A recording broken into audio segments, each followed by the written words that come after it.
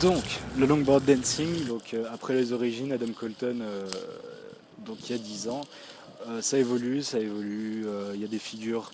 Au départ, c'était beaucoup à la main, il y avait beaucoup de danse, ça allait pas aussi vite que ça.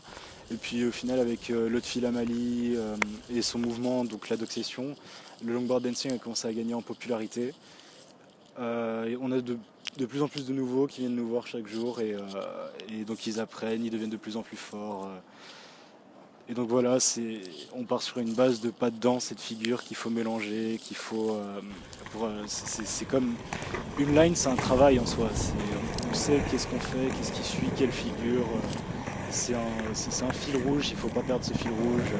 Liberté qui est liée au longboard dancing, c'est le fait que sur un skate, quand on monte dessus, sur un skate en forme de pilule, enfin les skates que tout le monde connaît, on part sur le principe du je sais ce que je vais faire avec, je vais faire soit du parc, soit du street, mais au final on va faire des figures, le but c'est de rider la rue.